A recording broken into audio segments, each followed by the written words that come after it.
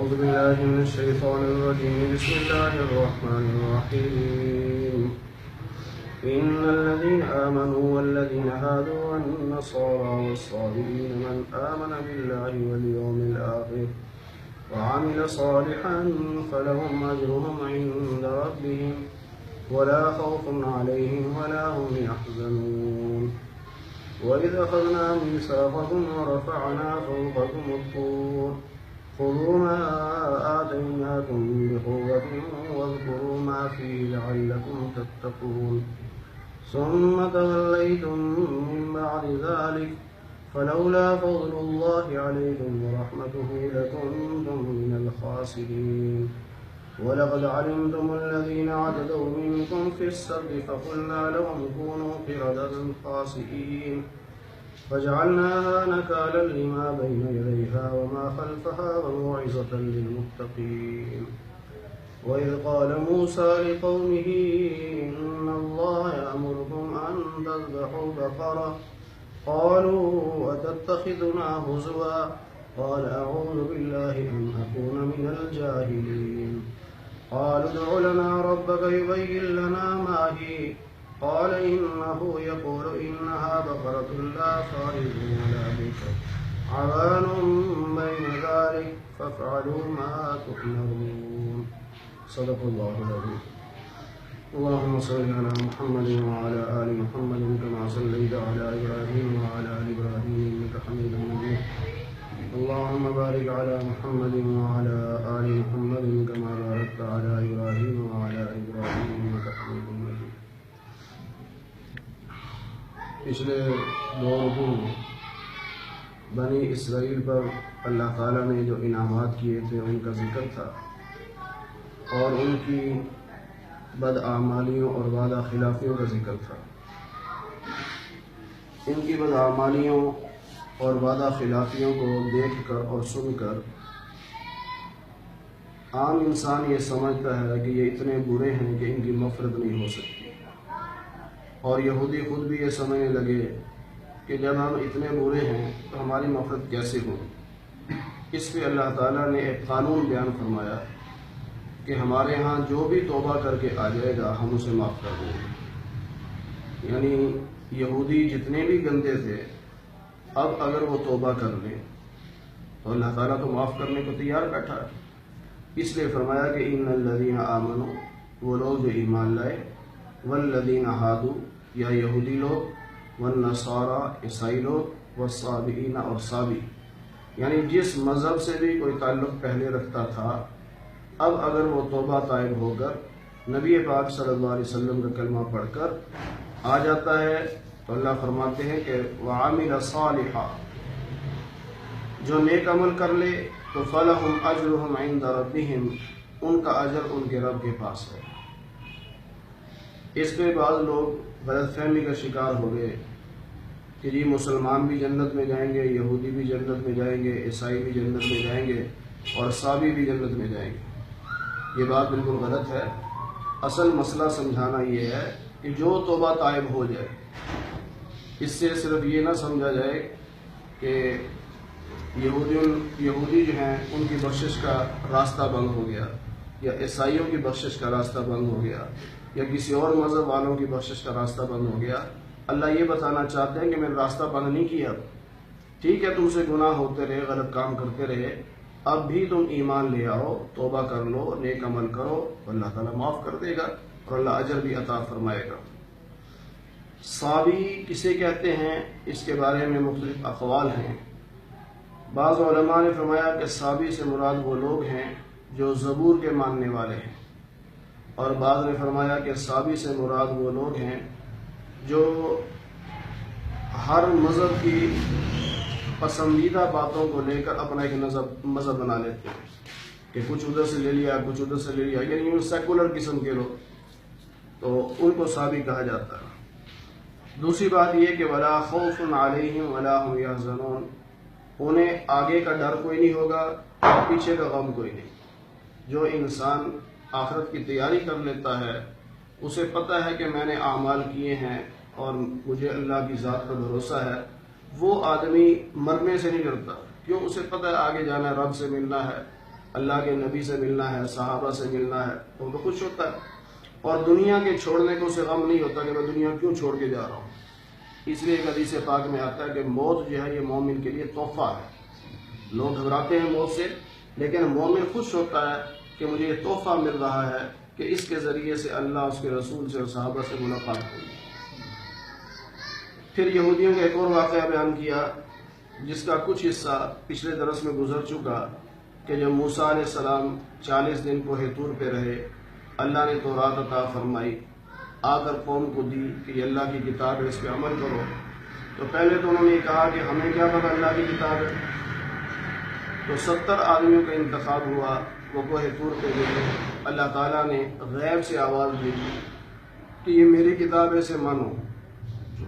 ان 70 کے 70 نے کہا کہ یہ ہمیں نہیں معلوم کہ اللہ بول رہا ہے کوئی اور بول رہا ہے، اللہ ہے تو سامنے آ کے بات کرے۔ اس پر اللہ تعالیٰ کو غصہ آیا، اللہ نے ان سب پہ موت طاری کر دی، سب مر گئے۔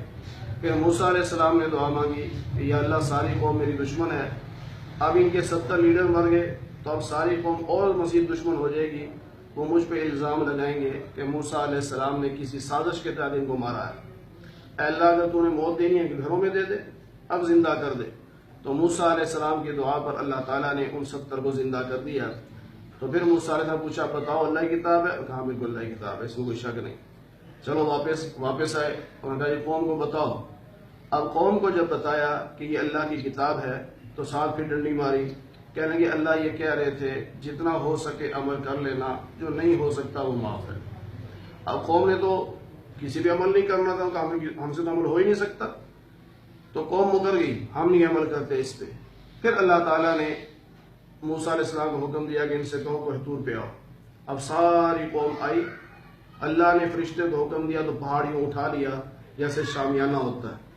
پھر اللہ نے فرمایا کہ خذوا ما آتیناکم بقوہ، لو اس کتاب کو پکڑو مضبوطی سے، عمل کرو اس پہ۔ تو کہنے لگے بے شک ہم عمل کریں گے، لیکن جب پہاڑ نیچے رکھ دیا پھر مکر کے ہم نہیں کرتے۔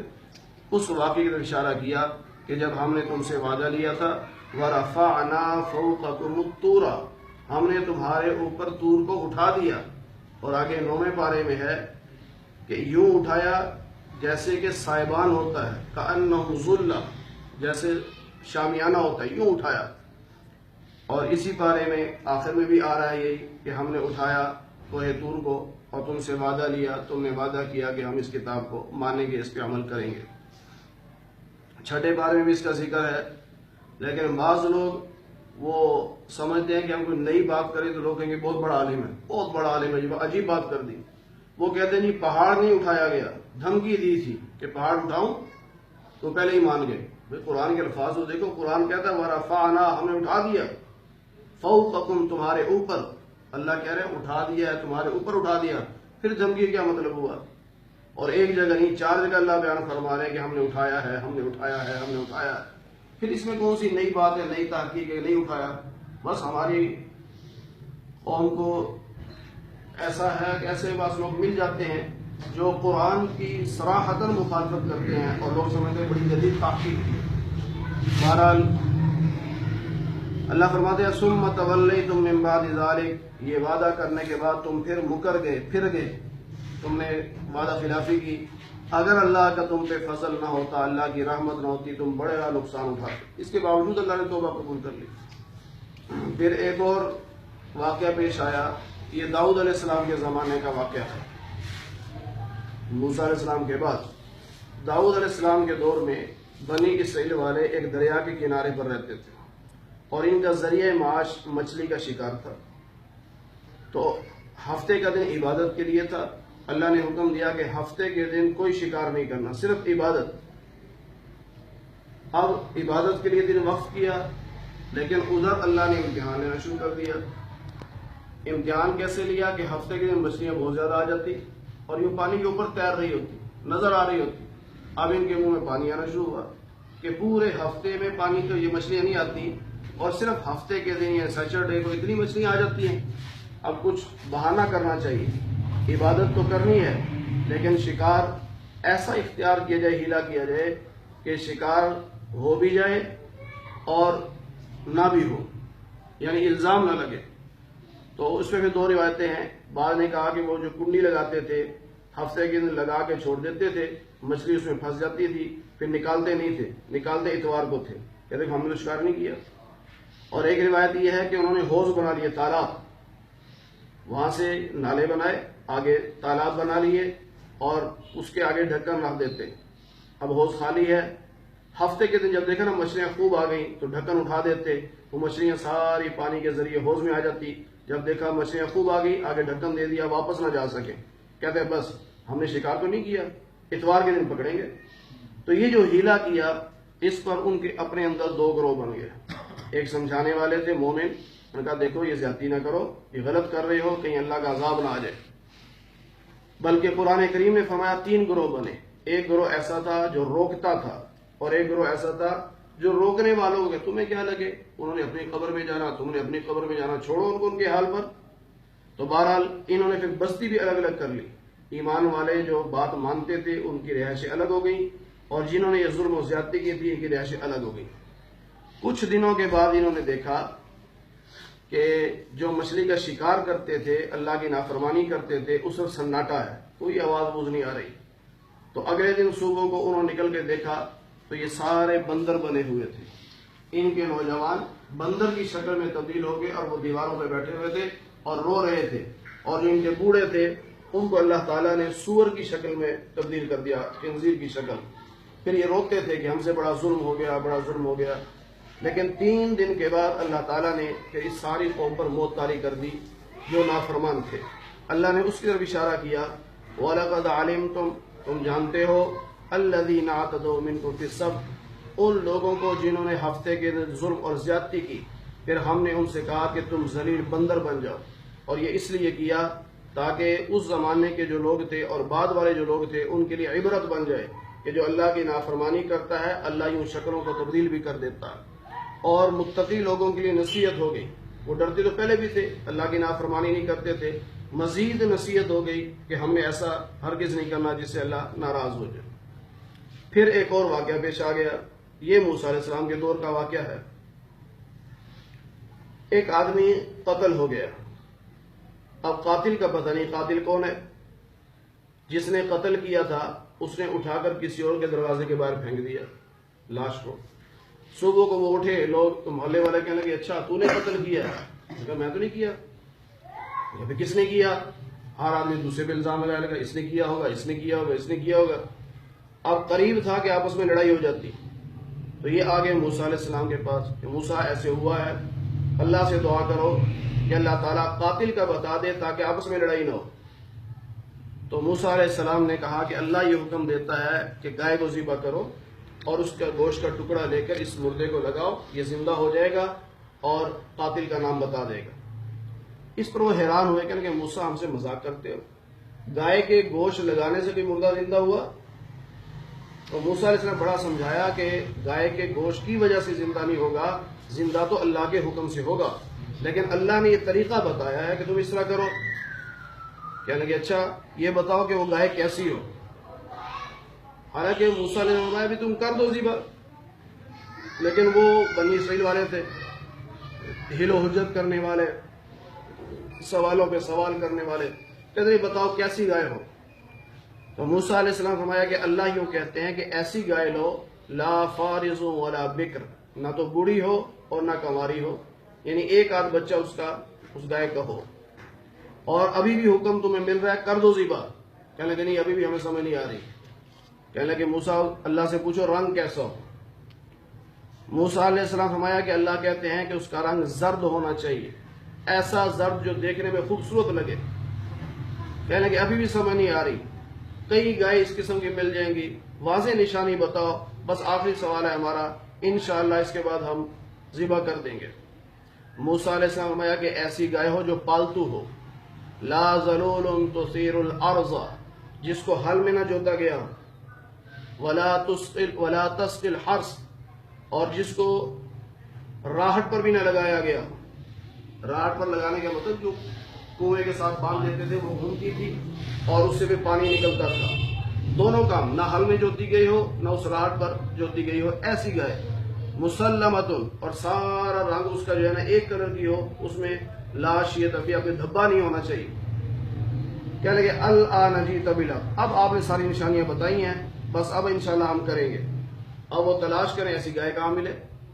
ساری نشانیاں گائے میں پائی جاتی ہوں، یہ والی نشانیاں بڑے مشکل، ڈھونڈتے رہے، بڑے پریشان. بالآخر ایک گاؤں میں جا کر ایسی گائے مل گئی. ایک ہی گائے تھی، اور وہ تھی ایک نوجوان لڑکے کی جو بیچارہ غریب تھا، یتیم بھی تھا، غریب بھی تھا. اسے کہنے لگے گائے بیچ دے، تو میں تو نہیں بیچتا. ان کا ہماری مجبوری ہے، ہماری لاش وہاں پڑی ہے، اور ہم نے قاتل کا پتہ کرانا ہے، اللہ کا حکم ہے. اسے کہ میں کیا کروں، میں تو نہیں بیچتا. اب یہ بڑے پریشان کہ گائے کسی اور پاس ہے نہیں، ملتی نہیں، کیا کریں. اس نے کہا کہ جی، انہوں نے پیشکش کی کہ منہ مانگی قیمت دیں گے، گائے ہمیں دے دے. اسے کہا دو گے قیمت؟ ہاں. انہوں نے سمجھا کہ 50-60 ہزار لاکھ مانگ لے گا. اسے کہا اس طرح کرو، گائے ذبح کر کے اس کی کھال کو سونے سے بھر دو. اب چھوٹی سے چھوٹی بھی گائے ہو تو 2.5-3 من کا گوشت ہوتا ہے، تو 2.5-3 من سونا اس کے اندر آئے تو چھوٹی بات ہے. اب یہ سر پکڑیے بیٹھ کے کیا کریں. انہوں نے کہا جی مجبوری ہے ہماری، اس کے بعد گزارا نہیں، اور اللہ کی نافرمانی ہو جائے گی، اب ہمیں ذبح کرنا ہی کرنا ہے. انہوں نے کہا جی ہمیں منظور ہے. گائے ذبح کی اور اس کی کھال کو سونے سے بھر کر اس نوجوان کو دی. اب یہ معاملہ ایک الگ ہے. علامہ شبیر احمد عثمانی رحمۃ اللہ نے لکھا کہ اللہ تعالیٰ نے اس نوجوان کی گائے کی ساری نشانیاں ان کو بتائیں تاکہ اس کی گائے بک جائے اور یہ راتوں رات کروڑ پتی بن جائے. کیوں؟ فرمایا یہ بچہ تو یتیم تھا، غریب تھا، لیکن اپنی ماں کی خدمت بہت کرتا تھا، ماں اس کو دعائیں دیا کرتی تھی. اللہ تعالیٰ نے ماں کی خدمت کا صلہ دینے کے لیے اس کی گائے کی نشانیاں ان کو بتائیں تاکہ ماں کی خدمت کی وجہ سے یہ بچہ راتوں رات کروڑ پتی بن جائے. آج ہمارے لوگ پرائز بانڈ خریدتے ہیں، راتوں رات کروڑ پتی ہو جاؤں، لاٹریاں خریدتے ہیں، بولی والی کمیٹیاں، یہ سب حرام ہے، ناجائز ہے بالکل. اگر کروڑوں پتی بننا ہے، مالدار بننا ہے، تو ماں کے قدموں کو ہاتھ لگا لو، خدمت کر لو ماں کی. ماں باپ کی دعائیں انسان کو دنیا میں بھی عزت دیتی ہے، آخرت میں بھی عزت دیتی ہے. اور اسی ایک واقعے کی وجہ سے پوری سورت کا نام سورت البقرہ ہے، گائے والی سورت. اب انہوں نے خیر و ذبح کی، ذبح کر کے اللہ خود فرماتے ہیں فَذَبَحُوهَا، انہوں نے ذبح کر لی. وَمَا كَادُوا يَفْعَلُونَ، لگتا نہیں تھا کہ یہ کریں گے. ان کے سوالوں سے پتہ لگ رہا تھا کہ کرنے والے نہیں، لیکن کر گزرے. اللہ فرماتے ہیں ایسا کیوں ہوا؟ وَإِذْ قَتَلْتُمْ نَفْسًا، جب تم نے ایک آدمی کو قتل کیا، فَادَّارَأْتُمْ فِيهَا، پھر تم اس میں ایک دوسرے پر الزام لگانے لگے کہ فلاں قاتل فلاں قاتل. وَاللَّهُ مُخْرِجٌ مَا كُنْتُمْ تَكْتُمُونَ، جس قتل کو تم چھپا رہے تھے اللہ اس کو ظاہر کرنا چاہتا تھا، اس لیے اللہ نے یہ سارے اسباب بنائے، یہ سارے حالات بنائے. انہوں نے گوشت گائے ذبح کر کے گوشت کا ٹکڑا پکڑا، اس لاش کو لگایا، وہ زندہ ہو گیا، اور اس نے بتا دیا کہ فلاں آدمی نے مجھے قتل کیا. اس میں 2 روایتیں ہیں. ایک یہ ہے کہ ایک آدمی نے اس کی بیٹی کا رشتہ مانگا تھا، اس نے انکار کیا، اس نے اس کو قتل کر دیا، صرف لڑکی کے چکر میں قتل کیا. اور ایک روایت یہ ہے کہ یہ اس کا بھتیجا تھا، چچا کی جائیداد پر قبضہ کرنے کے لیے اس نے چچا کو قتل کیا تھا. اب اللہ کیا فرماتے ہیں؟ فَقُلْنَا، ہم نے کہا، اضربوه ببعضها، اس کا تھوڑا سا حصہ لے کر اس لاش کو لگاؤ. تو انہوں نے مان لیا، کر لیا. اللہ فرماتے ہیں تم نے دیکھا گائے کا گوشت لگانے سے مردہ زندہ ہو گیا، اور زندہ ہو کر قاتل کا نام بتا دیا. فرمایا یہ صرف اس لیے ہے کہ تاکہ تمہیں پتہ چل جائے یحیی اللہ الموتى، مردوں کو اللہ زندہ کرے گا. تم کہتے تھے نا مرنے کے بعد کیسے زندہ ہوں گے، اللہ تمہیں دنیا میں دکھا رہا ہے. دنیا میں اللہ تمہیں دکھا رہا ہے کہ جو اللہ یوں زندہ کر سکتا ہے وہ اللہ مرنے کے بعد بھی لوگوں کو دوبارہ زندہ کر سکتا ہے. پھر فرمایا کہ یہ سارے واقعات تم نے سن لیے بنی اسرائیل والوں. فرمایا اتنا کچھ سننے کے باوجود بھی ثم قست قلوبکم، تمہارے دل پھر بھی سخت ہو گئے، بلکہ پتھر ہو گئے، پتھر سے بھی زیادہ سخت، کہ نبی کی بات بھی تم پہ اثر نہیں کرتی، امام الانبیاء کی زبان سے قرآن سنتے ہو پھر بھی اثر نہیں ہوتا. فرمایا پتھر سے بھی زیادہ سخت ہو گئے، اس لیے کہ بعض پتھر ایسے ہیں ان کے اندر سے چشمے جاری ہوتے ہیں. پہاڑوں میں جائے نا پانی کہاں سے نکلتا ہے؟ پتھر سے نکلتا ہے. تو بعض پتھروں سے چشمے جاری ہو جاتے ہیں. وَإِنَّ مِنْهَا لَمَا يَشَّقَّقُ فَيَخْرُجُ مِنْهُ الْمَاءُ، اور بعض پتھر ایسے ہیں بالکل گول مٹول نظر آئے گا، آپ اس کو پکڑو گے جب تھوڑا مارو گے اندر سے پانی نکل آئے گا. ایسے پتھر بھی ہیں.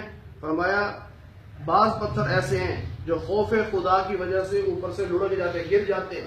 یہ جو سلائڈنگ ہوتی ہے یہ خوف خدا کی وجہ سے پتھر گرتے ہیں. تو فرمایا 3 باتیں دیکھو، بعض پتھروں سے چشمے جاری ہوتے ہیں، بعض پتھر کو توڑو پانی نکلتا ہے، بعض پتھر خوف خدا سے بھی جگہ سے ہل جاتے ہیں.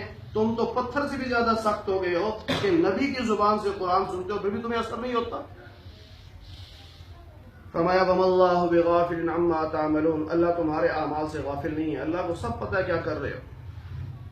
اب بعض صحابہ یہ امید رکھتے تھے اور تمنا رکھتے تھے کہ ان یہودیوں کو اللہ تعالیٰ ایمان کی دولت عطا فرما دے، یہ مسلمان ہو جائے. تما تھی کہ یہ سارے مسلمان ہو جائیں، کیونکہ نبی کی خواہش بھی یہ تھی ہر انسان جنت میں چلا جائے، صحابہ کی خواہش بھی یہ تھی ہر انسان جنت میں چلا جائے.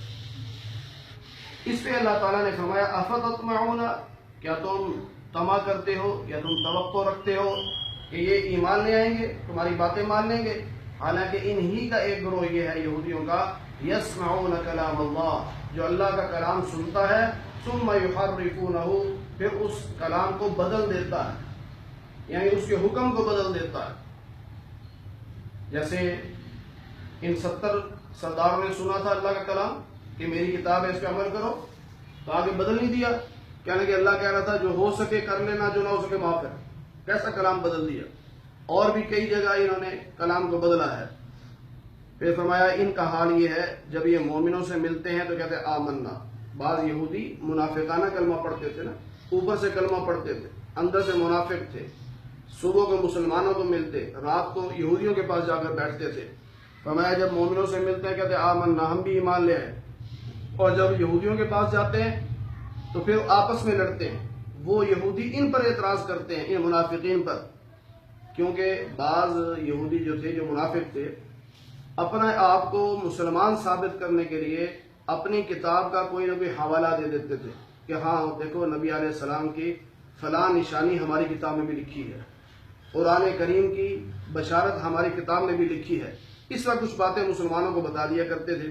جب یہودیوں کو پتہ چلتا کہ اپنی کتاب کی باتیں مسلمانوں کو بتا رہے تو جب یہ ان کے پاس ملنے جاتے تو یہ ان سے لڑتے، کہتے اتحدثونہم، کیا تم اپنی باتیں ان کو بتاتے ہو، بما فتح اللہ علیکم، جو باتیں اللہ نے تم پر ظاہر کی ہیں تم انہیں اس لیے بتاتے ہو، لیحاجوکم بہ عند ربکم، تاکہ رب کے ہاں وہ تمہارے ساتھ جھگڑا کریں گے. تم کہو گے ہماری کتاب میں نہیں، اور وہ کہیں گے تم نے خود ہمیں بتایا ہماری کتاب میں، تو تم تو ان کو خود موقع دے رہے ہو. افلا تعقلون، کیا تمہیں عقل نہیں ہے؟ یہ آپس میں لڑتے، خالص یہودی اور منافق. اس پہ اللہ نے فرمایا ان یہودیوں کو پتہ نہیں کہ اللہ تمہاری پوشیدہ باتوں کو بھی جانتا ہے، تمہاری اعلانیہ باتوں کو بھی جانتا ہے. تم اگر مسلمانوں کو نہ بھی بتاؤ تو کیا اللہ کو معلوم نہیں کہ تمہاری کتابوں میں کیا کچھ لکھا ہے؟ اللہ کو سارا معلوم ہے. پھر یہودیوں میں سے فرمایا کہ بعض ان پڑھ ہیں، کتاب کا بالکل علم نہیں ان کے پاس، بس صرف امیدیں باندھ رکھی ہیں کہ ہم یہودی ہیں، ہم جنتی ہیں. آگے چھٹے پارے میں آئے گا یہودی اور عیسائی کہا کرتے تھے نحن ابناء اللہ و احباؤہ، ہم اللہ کے بیٹے ہیں، ہم اللہ کے محبوب ہیں، ہم تو جنتی لوگ ہیں، ہم جو مرضی کرتے رہیں ہم نے جہنم میں نہیں جانا، ہم تو جنتی لوگ. جیسے ہمارے ہاں بھی جو سید ہوتا ہے کہتا ہم تو سید بادشاہ ہیں، نمازیں معاف، زکوٰۃ معاف، ہر چیز معاف، ہم تو سید بادشاہ ہیں، ہم جو مرضی کرے جنت میں جائیں گے. یہ یہودی بھی کہا کرتے تھے کہ ہم تو بخشے بخشائے ہیں. اس پہ اللہ نے فرمایا کہ وَإِنْهُمْ إِلَّا يَظُنُّونَ، یہ صرف ان کے خیالات ہیں، حقیقت نہیں ہے. حقیقت تو یہ ہے کہ جو اللہ اس کے رسول کی فرما برداری کرے گا، چاہے وہ کسی قوم سے تعلق رکھتا ہو، جنت میں اس نے جانا ہے. جو اللہ اس کے رسول کی بات نہیں مانے گا، چاہے وہ نبی کا بیٹا ہی کیوں نہ ہو، جیسے نوح علیہ السلام کا بیٹا تھا، اس بات پر جنت نہیں جا سکتا کہ جی میں نبی کا بیٹا ہوں. یا نوح علیہ السلام کی، لوط علیہ السلام کی بیویاں یہ کہیں ہم تو نبی کی بیویاں ہیں، نہیں، انہوں نے کلمہ نہیں پڑھا، جہنم میں جائیں گے. جو اللہ اس کے رسول کی بات مانے گا وہ جنت میں جائے گا. پھر یہودیوں میں سے بعض ایسے تھے جو ان کے علماء تھے، انہوں نے کتابیں تورات کے ورقے کر رکھے تھے الگ الگ، اور ان ورقوں میں اپنے ہاتھ سے کچھ مسئلے لکھے ہوئے تھے، کچھ مسئلے اپنے ہاتھ سے لکھے ہوئے تھے. اور جب کوئی آدمی مسئلہ پوچھنے آتا تو ورقہ اٹھا کے پڑھ کے سنا دیتے، کہتے اللہ نے یوں لکھا ہے، اللہ نے یوں کہا ہے، یہ اللہ کا حکم ہے. آگے تیسرے پارے کے آخر میں یہ بات آ رہی ہے کہ قرآن وہ کتاب تورات پڑھتے ہوئے سٹائل یوں بناتے تھے کہ سمجھنے والا سمجھتا کہ کتاب میں سے پڑھ رہا ہے حالانکہ اپنے ہاتھ سے لکھا ہوا ہوتا تھا، کتاب میں نہیں ہوتا تھا، اپنے ہاتھ سے اس کتاب میں اضافہ کیا ہوتا تھا۔ اس پہ اللہ نے فرمایا فَوَيْلٌ لِّلَّذِينَ يَكْتُبُونَ الْكِتَابَ بِأَيْدِيهِمْ، ہلاکت ہے ان لوگوں کے لیے جو اپنے ہاتھ سے کتاب میں رد و بدل کرتے ہیں، اس میں لکھتے ہیں اور پھر یوں کہتے ہیں ھذا من عند اللہ، یہ اللہ کی طرف سے ہے، لکھا خود ہے، کہتے ہیں اللہ کی طرف سے ہے۔ فرمایا ان لوگوں کے لیے ہلاکت اور بربادی ہے، اور ان کا مقصد کیا ہے؟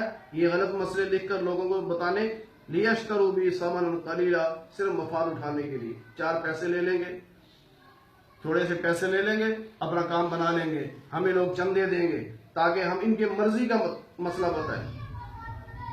پاکستان کی ایک وزیر اعظم تھی، وہ کہتی تھی کوئی ایسا مولوی بتاؤ جو میرے مطلب کا مسئلہ بتائے۔ کیا مسئلہ پوچھنا ہے؟ اس نے کہا جی میں نے اربوں روپیہ قومی خزانے کا لوٹا ہے، اس کی کوئی معافی ہو سکتی ہے؟ جس عالم سے مسئلہ پوچھا، ہمارے بڑے بڑے علماء سے پوچھا، سب نے کہا کہ وہ جتنا پیسہ لوٹا ہے وہ قومی خزانے میں جمع کراؤ اور پھر توبہ کرو، تب توبہ قبول ہوگی۔ زبانی کلامی توبہ نہیں ہوگی، پیسہ جو لوٹا ہے وہ خزانے میں جمع کراؤ۔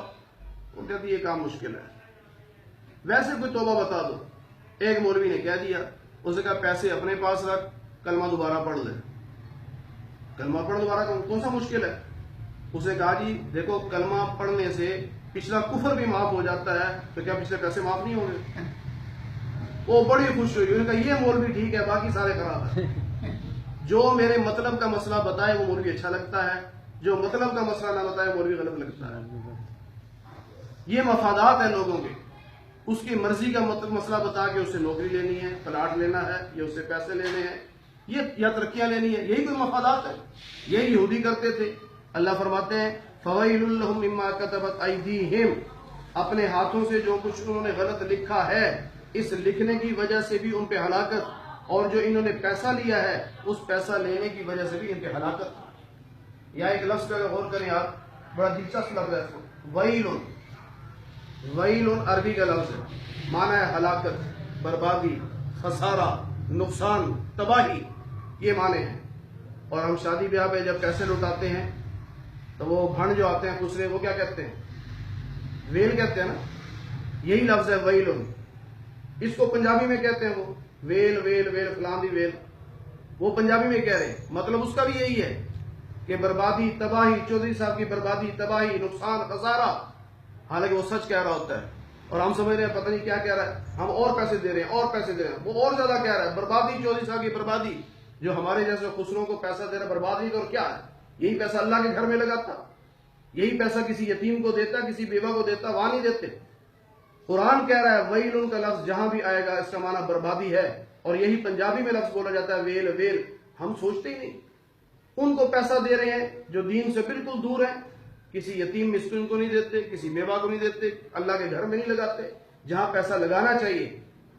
دیکھیں جب نبی پاک صلی اللہ علیہ وسلم کی ولادت ہوئی تو جنات کا آسمانوں پہ جانا روک دیا گیا، یہ پرانا مسئلہ ہے، آگے آئے گا۔ پہلے جنات آسمان کے بالکل قریب جاتے تھے، وہاں جا کر فرشتوں کی باتیں سنتے تھے، فرشتے کیا باتیں کر رہے ہیں، جیسے ہم بیٹھ کے میٹنگ کرتے ہیں، ہاں بھی کیا پروگرام ہے کل کا، ہم کہتے ہیں یہ پروگرام، یہ پروگرام، یہ پروگرام، آپس میں باتیں کرتے ہیں، تو اس طرح فرشتے بھی آپس میں باتیں کرتے ہیں۔ ابھی تیرے ذمے کیا ہے؟ اور یہ اگلے ہفتے جو نا بارش برسانی ہے، تیرے ذمے کیا ہے؟ وہ پین کا نمبردار نہیں، اس کی روح قبض کرنی ہے، یہ آپس میں باتیں کرتے ہیں۔ تو جنات سن لیتے، آ کر جو نجومی ہوتے تھے ان کے کانوں میں کہتے فلاں نمبردار مرنے والا ہے، 7-8 دن میں اس کی موت ہونے والی، فلاں کا یہ ہونے والا، فلاں کا یہ، وہ 2-4 باتیں اس کی جنوں کی سنتا، 2-4 اپنی بات سے ملاتا، پیشن گوئی کر دیتا، ایک آدھی سچ ہو جاتی، لوگ کہتے واجبہ۔ اس لیے نجومیوں پر اعتبار کرتے تھے۔ جب نبی پاک صلی اللہ علیہ وسلم دنیا میں تشریف لائے تو اب جنات کا آسمانوں پہ جانا روک دیا گیا، اب نہیں جا سکتے۔ شیطان بڑا پریشان کہ بھئی کیوں نہیں جا سکتے؟ دیکھو کیا ہوا، اب سارے شیطان کے چیلے بھاگے دوڑے، واپس جا کے کسی نے بتایا مکہ میں ایک بچہ پیدا ہوا ہے جو نبی خاتم النبیین ہے، نبی آخر الزمان ہے صلی اللہ علیہ وسلم، اس کی وجہ سے ہمیں روک دیا گیا۔ اچھا چلو اب یہ دیکھ کے آؤ کہ اس کی جو امت ہوگی اس کے دلوں میں مال کی محبت ہوگی۔ تو چیلوں نے آگے بتایا کہ جو ان کا کلمہ پڑھنے والے ہوں گے ان کے دلوں میں مال کی محبت ہوگی۔ تو شیطان نے کہا پھر کوئی ڈر نہیں مجھے، میں ان کو گمراہ کروں گا۔ کیسے؟ سب سے پہلی کوشش شیطان کی یہ ہے کہ مسلمان حلال نہ کمائے، آپ دیکھ لو سودی کاروبار ہو رہا ہے، رشوت کا پیسہ ہے، بولی والی کمیٹی، بینر لگے ہوئے، کون لگا رہا ہے؟ کافر تو نہیں لگا رہا، مسلمان لگا رہا ہے۔ انعام بانڈز کون خرید رہا ہے؟ مسلمان خرید رہا ہے۔ یہ گروی مکان کون لے رہا ہے؟ مسلمان لے رہا ہے۔ یہ سارے ناجائز کام کون کر رہا ہے؟ مسلمان کر رہا ہے۔ تو شیطان کی پہلی محنت یہ ہے کہ مسلمان حلال نہ کمائے۔ دوسری محنت شیطان کی یہ ہے، حلال کما لیا، اب حلال کا پیسہ حرام جگہ خرچ کروائے گا، یہ اس کی دوسری محنت ہے۔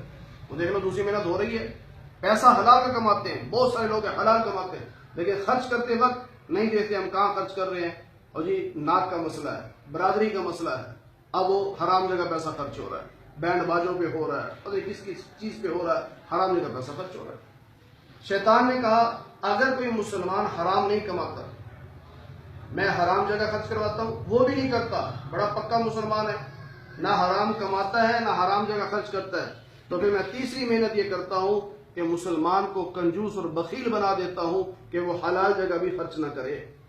آج دیکھ لیں بہت سارے مسلمان ہیں، کماتے حلال ہیں، حرام جگہ بھی خرچ نہیں کرتے، لیکن حلال جگہ بھی نہیں کرتے، کنجوس بن کے بیٹھے رہتے۔ نبی علیہ السلام کا ارشاد ہے، وہ نمازی جو بڑی نفلیں پڑھتا ہے لیکن ہے کنجوس بخیل ہے، اس سے وہ نمازی جو صرف فرض نمازیں پڑھتا ہے، نفل نہیں پڑھتا، لیکن ہاتھ کا کھلا ہے، دل کا سخی ہے، یہ اللہ کو زیادہ محبوب ہے۔ جو اللہ کی مخلوق پہ خرچ کرے وہ اللہ کو پسند ہے۔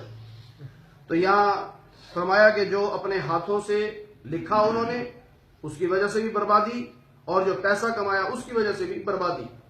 فرمایا کہ اب یہودی کیا کہتے ہیں؟ لن تمسنا النار، ہم نے جہنم میں نہیں جانا، ہم پکے جنتی ہیں، اگر بالفرض جانا بھی پڑا ایام معدودہ، گنتی کے چند دن، بس پھر نکل کے جنت میں آ جائیں گے۔ وہ گنتی کے چند دن کتنے ہیں؟ بانے کا 7 دن، بانے کا 40 دن، بانے کا بہت بھی دیر ہوئی تو جتنے دن دنیا میں گزارے ہیں، یعنی اگر 20 سال عمر ہے یا 50 سال عمر ہے تو اتنے سال ہی جہنم میں رہیں گے، اس کے بعد جنت میں آ جائیں گے۔ اس پہ اللہ نے فرمایا نبی علیہ السلام سے، آپ ان سے پوچھئے اتخذتم عند اللہ عہدا، کیا تم اللہ سے وعدہ لے کے آئے ہو کہ تمہیں جنت میں جانا ہے ہمیشہ، جہنم میں نہیں جانا تم نے؟ کیا اللہ سے، جیسے ہمارا کہتا ہے تو اسٹام لکھوا کے لایا، ہمارے کہتے ہیں بعض وقت اللہ بڑی پکی بات کرتا ہے، کیا تو اسٹام لکھوا کے لایا؟ یعنی تو اللہ سے وعدہ لے کے آیا کہ تو نے جہنم میں نہیں جایا، تو نے جہنم میں نہیں جانا، اور اللہ اپنے وعدے کی خلاف ورزی نہیں کرے گا، اور یا تم اللہ کے بارے میں ایسی باتیں کہہ رہے ہو جو جہالت پر مبنی ہیں۔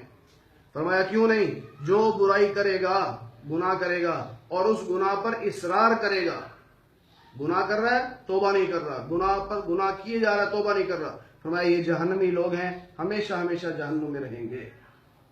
ایک آدمی کفر کر رہا ہے توبہ نہیں کر رہا، یا شرک کر رہا ہے توبہ نہیں کر رہا، یا بڑا پکا گناہگار ہے توبہ نہیں کر رہا، اسے جہنم میں جانا ہے۔ مسلمان کی امید ہے کسی نہ کسی موقع پر جہنم سے نکل آئے گا، لیکن کافر کبھی جہنم سے نہیں نکلے گا۔ فرمایا جو لوگ ایمان لائے، نیک عمل کیے، یہ جنت میں جانے والے ہیں۔ کسی بھی برادری سے تعلق رکھتے ہوں، کسی بھی شہر سے تعلق رکھتے ہوں، کسی بھی رنگ سے تعلق رکھتے ہوں، 26ویں پارے میں ان اکرمکم عند اللہ اتقاکم، سورہ حجرات میں اللہ یہ نہیں دیکھے گا کس برادری کا ہے، کس ملک کا ہے، کیا نا، فرمایا نہیں، ہمارے ہاں عزت اس کی ہے جو اپنے آپ کو گناہوں سے بچاتا ہے، جو تقوی اختیار کرتا ہے۔ تو یہاں اللہ نے فرمایا ایمان والے، نیک عمل کرنے والے یہ جنت میں جائیں گے اور ہمیشہ ہمیشہ جنت میں رہیں گے۔ اللہ تعالیٰ ہمیں قرآن کریم کی صحیح سمجھ نصیب فرمائے۔